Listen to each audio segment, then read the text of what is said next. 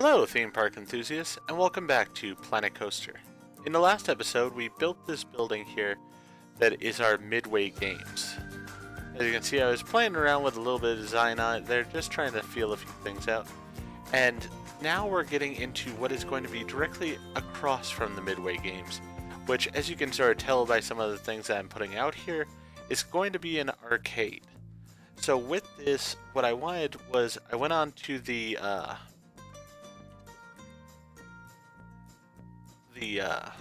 workshop, and I found different arcade games that people had created. And I wanted to look at them all here, for one, because of the fact that I did sort of notice that different people's creations are often very dramatically different in size, and I do want to use some of the ones that are actually created in the past as part of what I wanted to use here.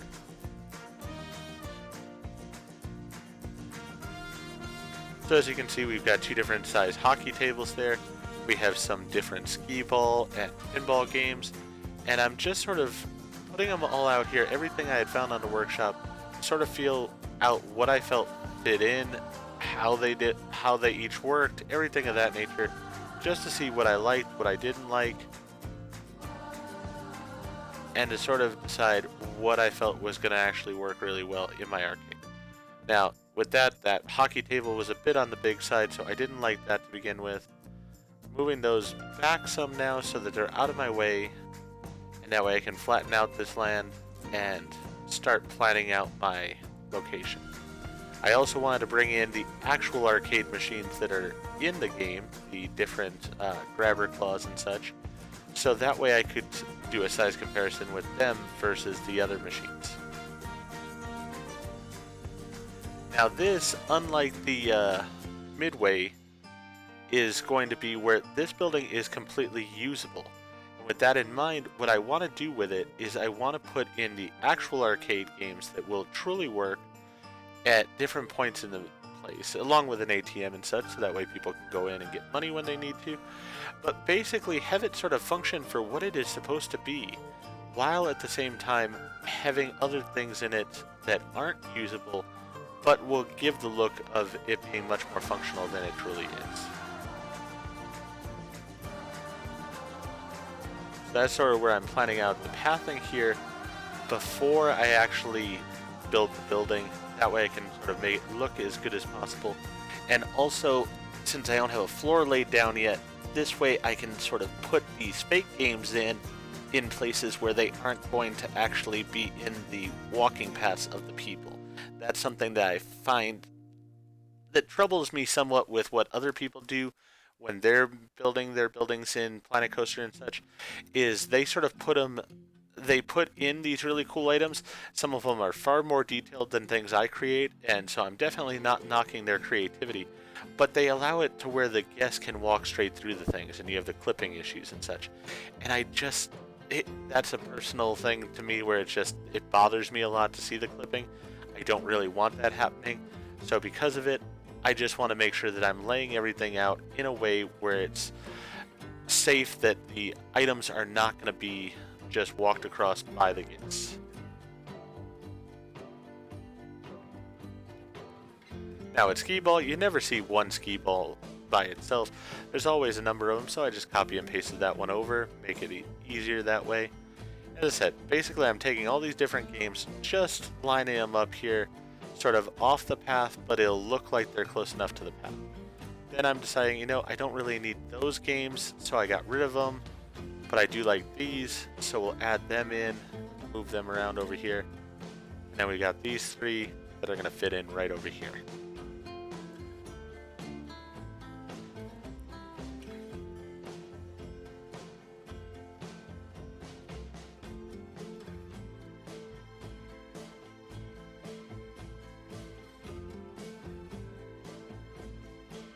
As I said, really right now it's more about spacing everything out, just to make sure that everything flows where I want it to. The paths don't have to seem exactly perfect by any means, they just have to be functional. Because once again, the plan is that all of this is going to be hidden underneath the ground whenever I finish I'll put down a floor and such. So that's not really going to be an issue to it.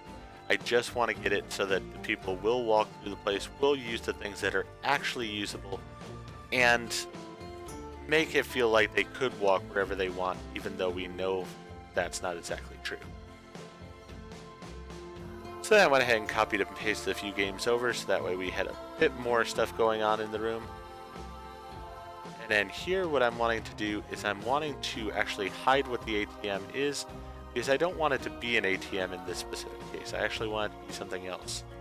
So just putting a simple box together with some art shapes that they had.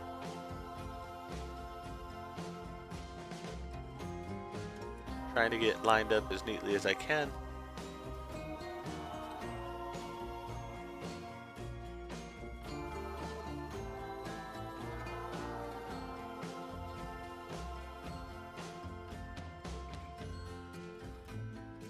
And basically here encasing the machine in art shapes. Then I'm looking for a nice small little sign that I will hopefully be able to use.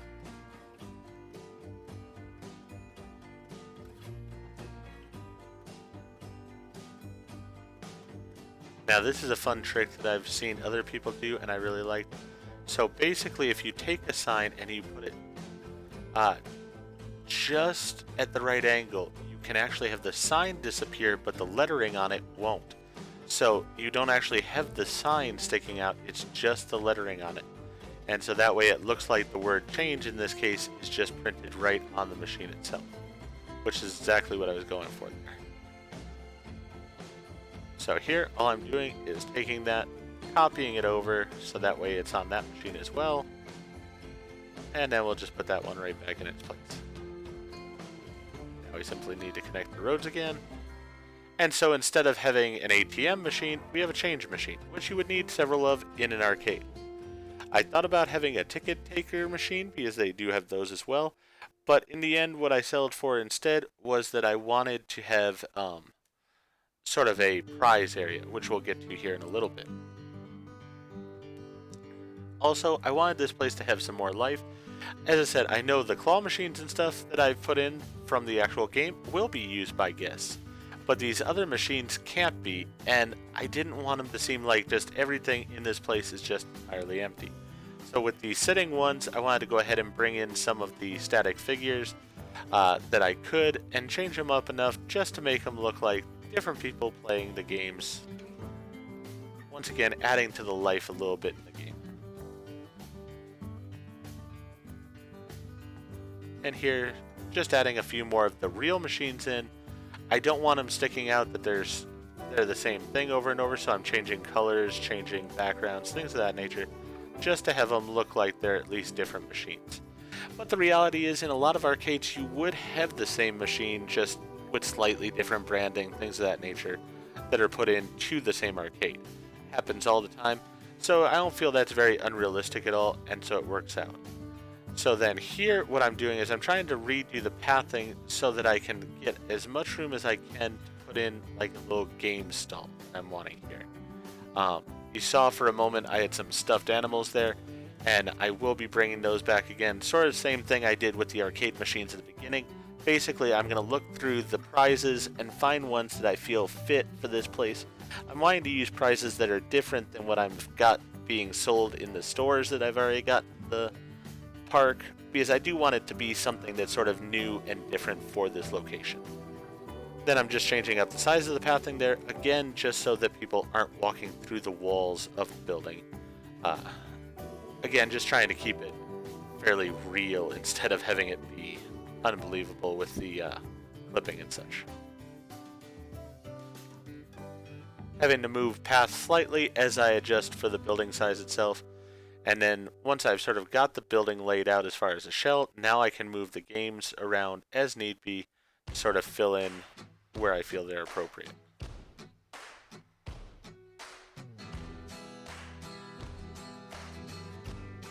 This is one of those, I really do encourage people to do this themselves. I mean, these video games that people had made are wonderful from the workshop. I felt no real need for me to reinvent the wheel by making these games all over again. I mean, it's one of those, if you think about it, an arcade itself doesn't usually build its own machines. they go out and purchase machines from a company where the other company has spent time and effort to make the machines exactly how they should be and such. So in a lot of ways, that's exactly what's going on with the workshop here. I'm taking properties that people have spent their time on and stuff and really made fantastic creations out of, and making them just things that I'm putting into my place, so that way it has a little bit more life than it would have otherwise. Now that I feel like the area is sort of filled out as I want it to be, I can turn my focus to this area where we're going to go ahead and put in the game stall. So basically, I wanted to start with the woman in it, so I could ensure that she was in the proper place that I wanted her, and then I could sort of build the walls and everything around her to make it fit as best as possible. I also did find some shelving that I liked, and I wanted basically just some display racks, so that way I could put different stuffed animals and stuff on them, and as I said, sort of just make it look like the prizes are there for the people to get with the tickets that they win from the different machines.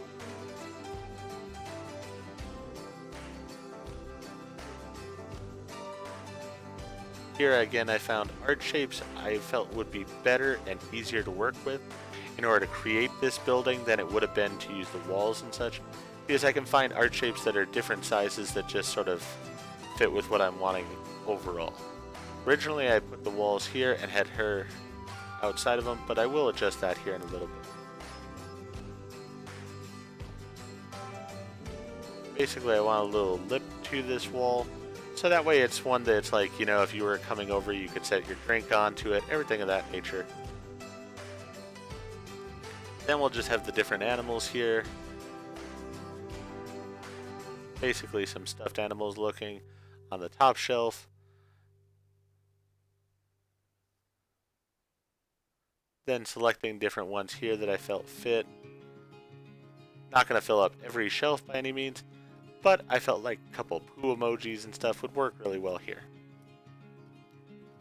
So again, with this, you've got to keep in mind, this is not the main purpose of this park. I mean, I personally would not think this arcade is going to be ultra profitable by any means, but the whole purpose of it is just to give another little area for guests to go to, something that guests could enjoy when they were tired of going on rides, or perhaps if you've got somebody that was with you that's not a big roller coaster fan and stuff, they would still have a place where they could go enjoy and do things that were fun for them. And it would add to the park also overall, because you'd have a lot of sounds, the bells and whistles, the lights and everything of the area, that just actually make it a little bit more interesting and give ambiance to the park overall. So as I said here, I'm just using different style and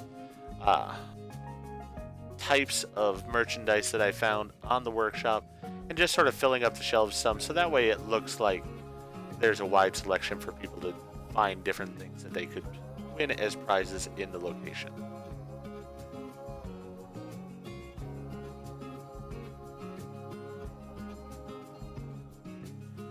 Then I'm going to go ahead and put in an upper wall to this area, but the upper wall is going to be made of glass, so that way it's very realistic. You would have some kind of barricade there, so people couldn't just reach in and grab any of the animals or whatever that they wanted, but at the same time, it's one that all the merchandise is still very visible. And there's going to be that opening at the front, so that way you could pass your tickets to the vendor, and the person could then go ahead and give you the stuffed animal, or whatever it is that you were wanting, that you had won. Because it is glass, I wanted to go ahead and put a corner piece in here just to make the attachment seem a little bit more realistic. And again, this is one of those things that in-game, I like the fact that a building like this will actually have some function. It's not like it's completely functional. I mean, I couldn't create an arcade that just is an arcade. We just don't have the games in the actual Planet Coaster to be able to do that. But as I said, for a park like this, you would have some sort of game stalls or something like an arcade.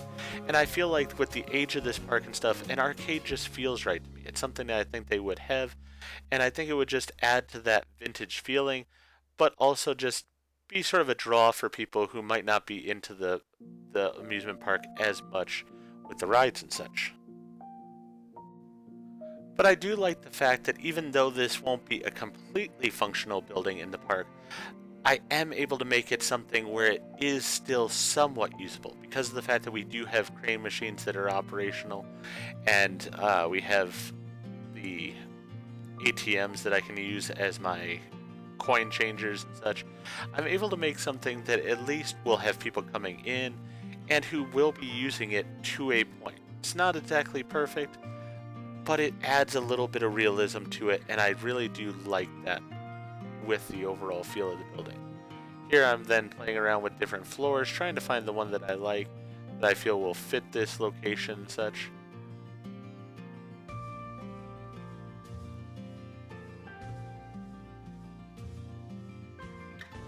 Again, I did play around somewhat similar to the pizza place with some darker colors and such, but in the end I found that just sort of a lighter color I felt really worked well. Then I do have ground issues here and such, and so I do just toy with the floor slightly to make it fit. I do know that that's going to mean that some of the guests' feet will seem to disappear through the floor a little bit, but it's just one of those slight compromises. I could try to level the ground that much more, but it really does become sort of a problem in the game when you try to do that. It just, it does really fight you in that way. So instead here, I'm just going ahead and raising the floor as need be so that it all looks fairly uniform. It's all connected together, and then I just copy it over to create larger and larger squares to fill up the entire space. So now, even though the pathways are there and the people will walk along the pathways, overall it does look like the location's just one big open area, and that the machines are just sort of randomly spaced inside of it. So then it's all about coloring the building, giving it some appeal to it. Since we had done the building for the Midway Games in purple, wanted to go ahead and use the gold for this one.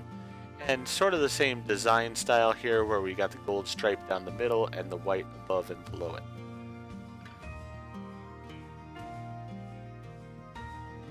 This one I did want to try to play around with roofing angles to a point, see how it comes out. Overall, I actually like the look of it, but I do worry some with these. Sometimes it feels like the angles, even though I'm using one of the smaller angles available, that the angles just make the roof so high in the end when it really doesn't need to be. So it's one of those, I do look at that, sort of play around, decide if I'm okay with that height. I also have the problem that because the walls sometimes are the way they are, the front of the building's got like a little overhang to it instead of the ceiling being exactly where I want. And these are things that I could probably fight with over time, but the reality is this is, as I said, it's not a main point to the park. This is just simply a building that a park would have, but it's not a major thought process for the park. So it's something I wanted in the park, but it's not something I wanted to spend weeks and weeks building type of thing. So with that in mind, what I did as a compromise here is I put a slight overhang to the building. I think I might not have in the end. I did definitely put the roofing pieces on here in the middle to create that slope.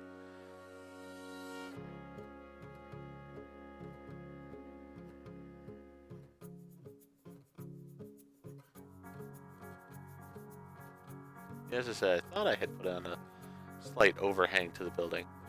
Basically, just putting it on sort of separate from the building. That way it allows me the freedom to move it in as I wanted and give that little bit of roof piece.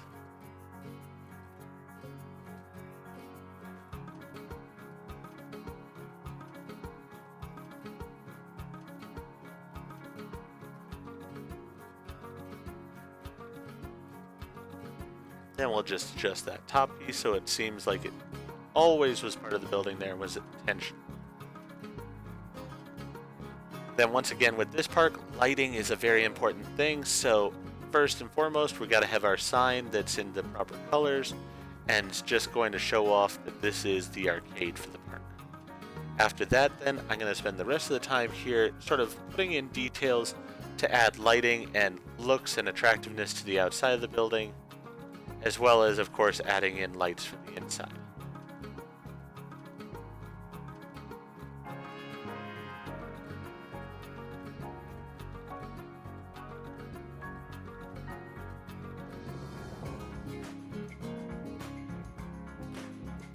Did want to put in door frames because I really didn't like the just bare openings as they were there.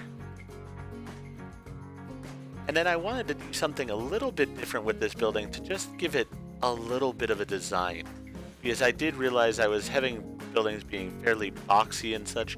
Wanted something slightly different here, so I found these I would call them sort of Art Deco pieces. I could be wrong with that, but basically they're metal pieces here that give sort of a little design feature. I'm not using them the way they're probably supposed to be used, but I liked them here as just sort of a design on the building. I thought it gave some style to what was going on, and just sort of played around with how to have them on the building. Did I want them on posts here? Did I want them on the ground? Everything of this nature, just sort of seeing how I felt they fit the best. Always with it in mind that I was most likely going to also go ahead and light these up as well. So that was going to be a thing that I was going to have to deal with at a point here and figure out how to do it.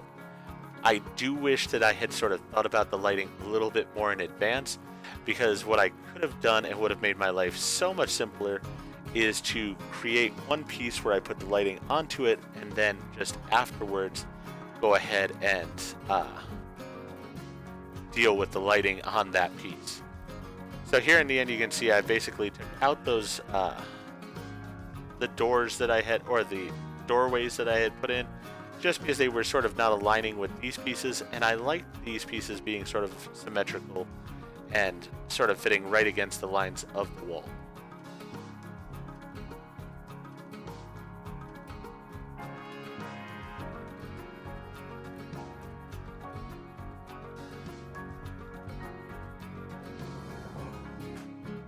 Then I wanted to repeat the pattern again here.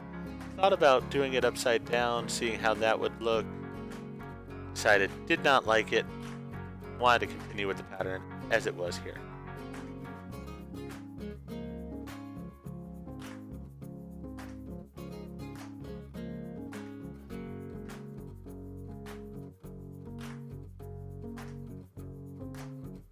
And for this, because of the roof height and stuff, I felt it was best just to sort of move it around slightly so that it sort of went up to the touch of the roof almost, and cheat it as need be.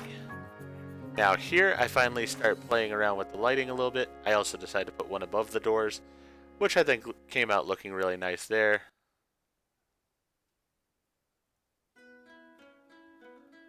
As I said, then I start looking at the different lights here and how they can work with the sort of design features that I've put in.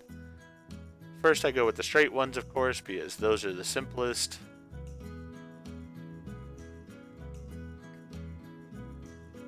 And at this point I've gotten so used to doing lighting on these different buildings, it really has become almost natural in a way.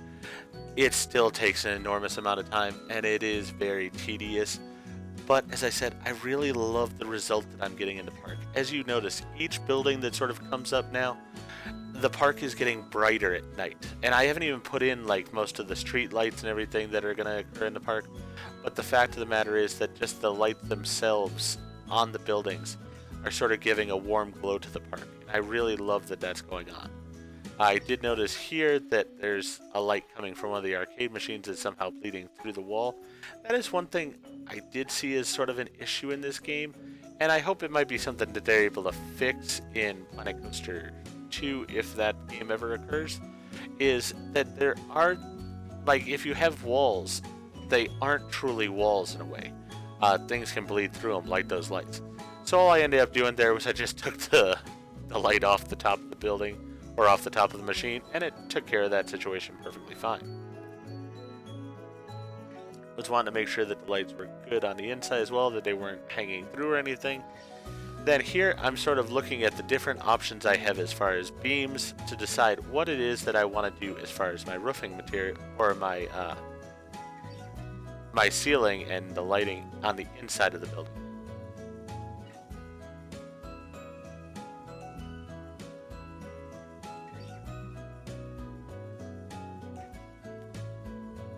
I really was sort of attracted to that metal there, but in the end, I felt like just the standard beam gave me more of what I was looking for here and allowed me to hide my lights in it as I wanted, give plenty of light on the inside, because especially at nighttime, that was going to be a thing that I had to be concerned about. So once I picked the beam that I wanted, I went ahead and put the lights onto it. I got the larger version of it.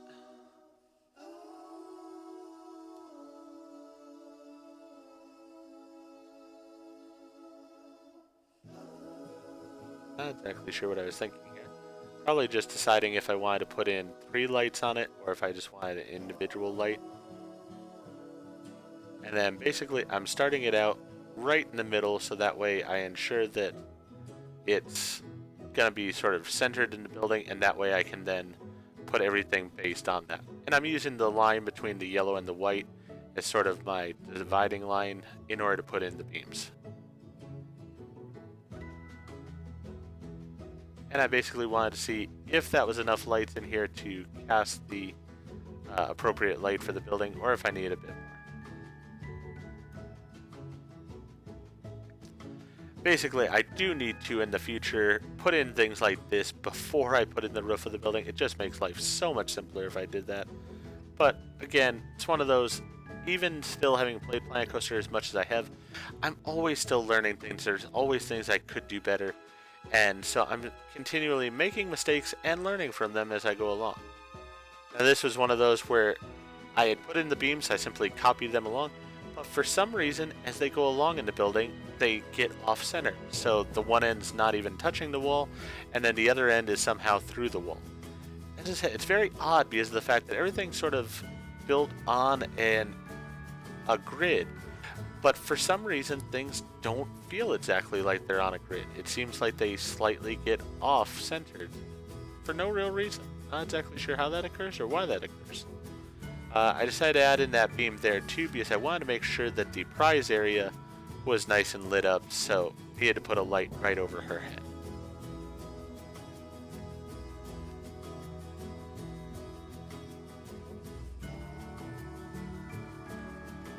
And basically making sure those are all lined up properly.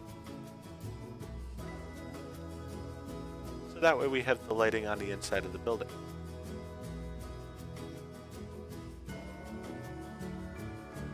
Then of course, you know, I am not done in any way with the lighting on the outside of the building. We've got to add more fairy lights to it because we still have plenty of open space on the outside of the building.